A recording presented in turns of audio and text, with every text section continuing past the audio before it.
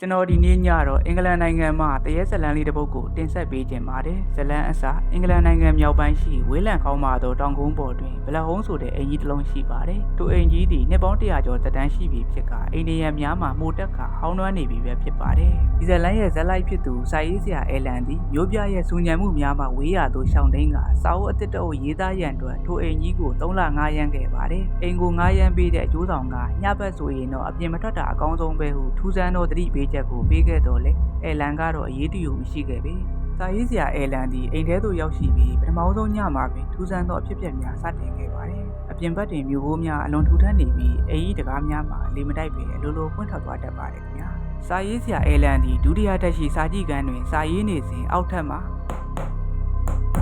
ဆိုတဲ့အတန်ကိုကြားလိုက်ရပါတယ်ခင်ဗျာတစုံတစ်ယောက်ကတစ်သားကျမ်းပြင်ပေါ်ကိုဖနှောက်နဲ့ပေါက်နေတဲ့အတန်မျိုးဖြစ်ပါတယ်။သူစင်းကြည့်တဲ့အခါမှာမိသူကိုမှမတွေ့ရပဲ။အဲကန်းရှိရှေးအောင်စန္ဒရာကြီးမှာအဖုံးပွင့်နေပြီးခလုတ်တစ်ခုမှာအလိုလိုနှိပ်ထားတဲ့ကဲ့သို့နှိပ်စင်းနေသည်ကိုတွေ့လိုက်ရပါတယ်။စာရေးဆရာအဲလန်သည်အဲ့ဒီညမှာဘာမှမတွေးတော့ပဲအိယာဝင်ခဲ့ပါတော့တယ်။နောက်ရက်များတွင်အခြေအနေကပုံမဆိုးဝါးလာခဲ့ပါတယ်။အဲလန်သည်ရေချိုးကန်းရှိမှန်ကိုကြည့်လိုက်တိုင်းမိမိ၏နောက်ွယ်တွင်ဝတ်စုံအနက်ရောင်ဝတ်ထားတဲ့အမျိုးသမီးကိုရက်နေတဲ့ကဲ့သို့ခံစားရပါတယ်။သို့တော်လည်းလှည့်ကြည့်လိုက်ရင်ဘာမှမရှိတော့ပါ။ညတညမှာအဲလန်သည်အိမ်မက်ဆိုးတစ်ခုမှတ်ခဲ့ပါတယ်အိမ်ဟောင်းကြီး၏မြေအောက်ခန်းတွင်ကလေးငယ်တူငိုနေသည့်အတန်ဖြစ်ပါတယ်သူနိုးလာတဲ့အခါမှာသူ၏အိတ်ခမ်းနှစ်ဘေးတွင်ငါ့ကိုကူညီပါဟုသွေးရောင်နှင့်တူသောစလုံးများရေးထားသည်ကိုတွေ့လိုက်ရသဖြင့်အဲလန်သည်ကြောက်လန့်တကြားနှင့်အိမ်ကြီး၏တမိုင်းကိုစတင်စုံစမ်းလေ့လာပါတော့တယ်။စာရေးဆရာအဲလန်သည်ထိုအိမ်ကြီးအကြောင်းကိုလေ့လာရန်အတွက်အနီးနားရှိရွာလေးမှာအဖိုးအိုတယောက်ကိုမေးမြန်းရာအဖိုးအိုရဲ့ပြောပြချက်အရလွန်ခဲ့တဲ့နှစ်ပေါင်း90ခန့်ကထိုအိမ်တွင်နေထိုင်သွားသောမိသားစုမှာတည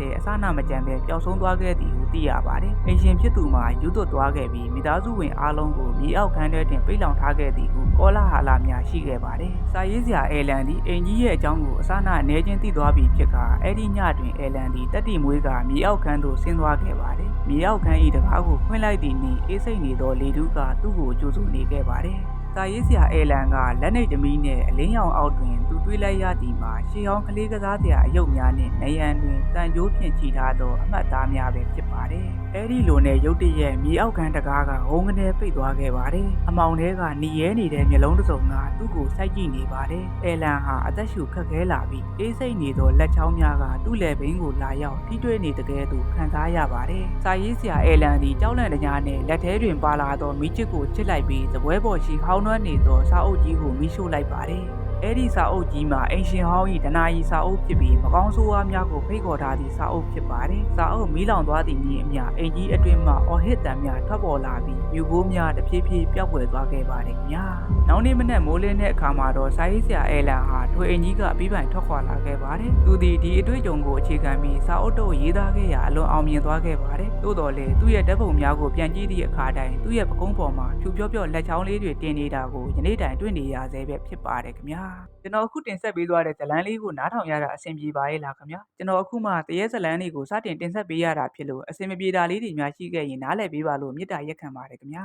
လူကြီးမင်းတို့အနေနဲ့နောက်ထပ်သိကျင်တဲ့တရေဇလန်းတွေများရှိခဲ့ရင် comment မှာရေးသွားခဲ့ပါဦးကျွန်တော်ရဲ့တင်ဆက်မှုလေးကိုအဆုံးထိနားထောင်ပေးသွားတဲ့တယောက်ချင်းစီတိုင်းကိုကျေးဇူးအထူးတင်ရှိပါတယ်ခင်ဗျာအားလုံးပဲကျမ်းမာချမ်းသာကြပါစေခင်ဗျာ